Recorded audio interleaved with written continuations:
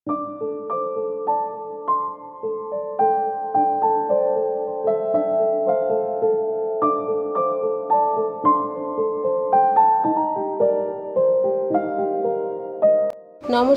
কেমন আছো সবাই? আশা করি তোমরা খুব ভালো আছো। বানির একটা নতুন ব্লগে তোমাদের অনেক অনেক স্বাগত। আজকে সকাল থেকে মাথাটা বড় ধরে আছে আর শরীরটা খুবই খারাপ লাগছে। তাই আজকে সকাল থেকে প্রাণটা না একটু চা চা করছিল। একটু চা আর দুটো বিস্কুট নিয়ে নিলাম সকালে খাওয়ার জন্য। দেখি মাথাটা যদি ছাড়ে। ওদিকে ঋষু বুড়ো কী করছে চলো দেখায়। কম্পিউটার বলে বাবা কি করছো কম্পিউটারে? এইটাকে সোজা রাখো, এইটা সোজা। না না, কি হচ্ছে? আজ ভাবছি এই জানলাটাকে একটু পরিষ্কার করে নেব। তোমরা হয়তো ভাবছো জানলায় আবার কি পরিষ্কার করব, কিন্তু এখানে এত পরিমাণে ধুলো ওড়ে এই জানলাগুলোকে দুদিন পর পর যদি না মুছি তাহলে এগুলোর এই অবস্থায় হয়। এই দেখো কত ময়লা জমেছে। মাত্র 1-2 সপ্তাহ আগেই আমি কিন্তু এটাকে ভালো করে মুছে দিয়েছিলাম। হ্যাঁ, এভাবে জল দিয়ে মোছা হয়নি, এমনি শুকনো করে মুছে দিয়েছিলাম। ওই যে ঠিক করে না মুছলে একদম ধুলো ঝরে যায়। আর এইগুলোতে এত পরিমাণে ধুলো জন্মায়, যাদের বাড়িতে নেট লাগানো আছে তারা তো জানোই ভালো মতো যে কী সমস্যাটাই না হয়। তারপরে এগুলোকে একটু ভালো করে মুছে দিচ্ছি। এই কর্নারগুলোতেও জানো মাকড়সা আর ওই টিকটিকিগুলো এত পরিমাণে এখানে পটি করে রাখে যে এগুলো রোজ দিন না মুছলে হয় না। ঝটপট হাতের কাজগুলো এবার সেরে নিয়েছি, নিয়ে আমি চলে এসেছি রান্নাঘরে। আজকে জানো তো বানাবো মায়ের হাতের একটা ধুন্দুলের রেসিপি। আগে ছোটোবেলায় ধুন্দুল খেতে একদমই ভালোবাসতাম না, তখন মা এভাবে ধুন্দুলকে রান্না করে খাওয়াতো।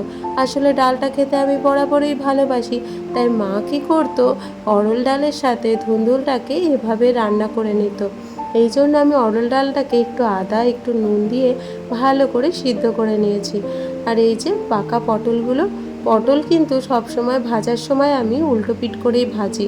উল্টো পিঠটা তেলে দিলে তাহলে গিয়ে যদি একটু পাকা পটল হয় ওই পটলের দানাগুলো সারা তেলে আর ছড়িয়ে যায় না। তাই জন্য এভাবেই আমি রান্না করে থাকি। আর এখন কড়াইতে তেল দিয়ে দিয়েছি একটু জিরে, তেজপাতা, শুকনো লঙ্কা ফোড়ন আর ধুন্দুলগুলো সব ওর মধ্যে দিয়ে ভালো করে নেড়ে চেড়ে নেব। এই রান্নাটা বড্ড সহজ, আর আগে আরও টেস্ট লাগতো। কেন জানো? আগে তো মা সব কিছু শিলপাটায় বেটেই রান্না করতো। এখন তো আর সেই দিনও নেই, শিলপাটা বাটারও আমাদের সময় নেই। আর কারোর বলছি কেন, আমার নিজেরই ইচ্ছা করে না। ভাবি ওই মিক্সিতে করে নিলেই ঝটপট হয়ে যায়। শরীরটা আজকে এত খারাপ, তাই আজকে এরকম পাতলা করে ডালই বানিয়ে নিচ্ছি। কালার করো, কালার করো।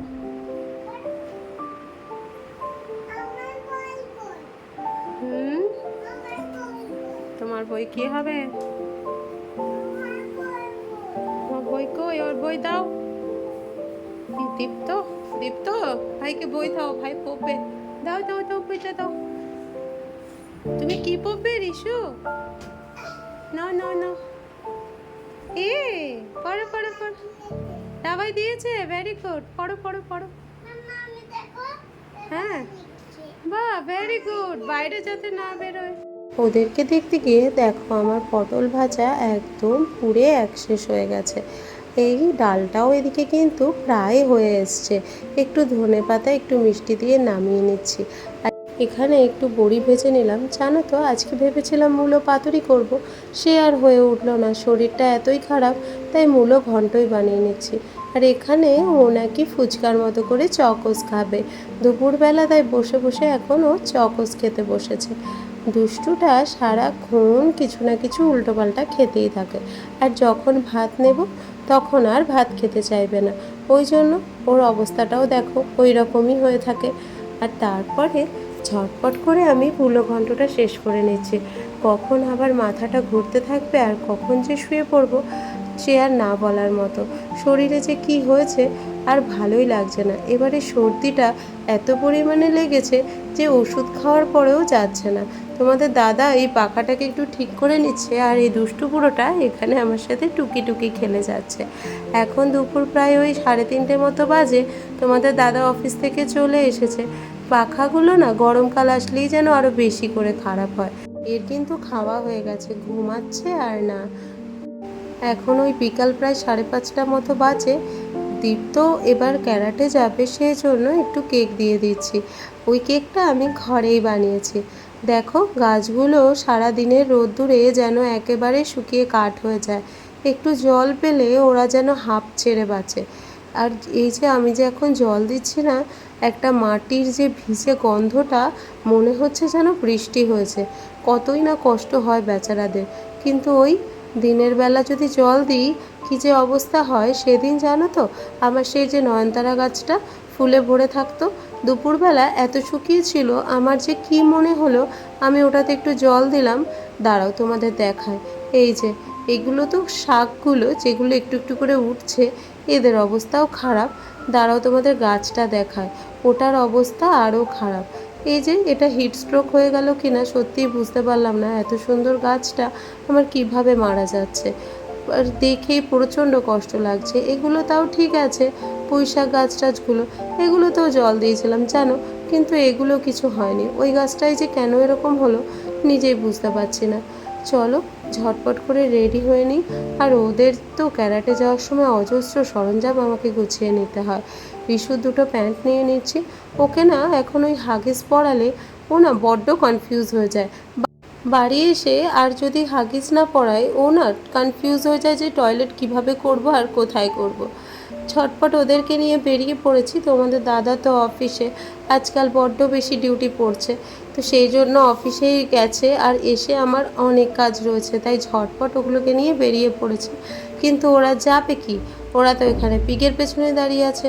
তাই নাকি বাবা? চলো রিশু এসো, দেরি হয়ে যাচ্ছে। আর দেখে না পিগ। আচ্ছা আচ্ছা আচ্ছা, ওলে বাবালে, কোনটা পিগ? ও বাবা, আবার রিশুর দিকে দেখছে, দেখো। পিগ, রিশুকে ধরো। হ্যাঁ যাও যাও। এই এই না, চলো চলো চলো চলো চলো, গো গো।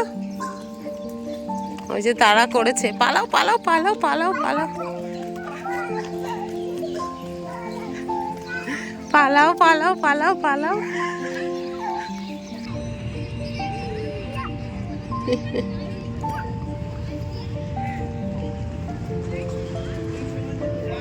কি হলো কি হলো কি হলো? মাপবে, এই যে মাপবে, ওখানে দাঁড়িয়ে কলো, ইয়া কলো, ইয়া। কোথায় যাবো? আচ্ছা, ভালো লাগছে না? কি সমস্যা? ও আচ্ছা, কেন কি সমস্যা? হ্যাঁ, পার্কে যাইনি? এটাও তো পার্ক। এই যে কত সুন্দর পার্ক, কত সুন্দর মাঠ। তুমি এখানেই দৌড়াও, এখানেই দৌড়াও। এটাও তো কত সুন্দর পার্ক, দৌড়াও দৌড়াও। চলো আজকের মতো ব্লগটা এ পর্যন্তই। আগামীকালের ব্লগটা কিন্তু দারুণ এক্সাইটিং থাকছে। আমরা সবাই ঘরে ফ্রিজ ইউজ করি। ফ্রিজের আমরা প্রায়শই দেখি ডোরের যে বেলটা সেটা প্রায় সময়ই সবার খুলে আসে। আগামীকালের ব্লগটা কিন্তু খুব এক্সাইটিং থাকছে, সকলে দেখো অবশ্যই। আর যারা যারা আমার চ্যানেলে নতুন দেখছো, প্লিজ চ্যানেলটা সাবস্ক্রাইব করে দিও, একটা লাইক করে দিও, শেয়ার করে দিও। পুরো ভিডিওটা দেখার জন্য সকলকে অনেক ধন্যবাদ।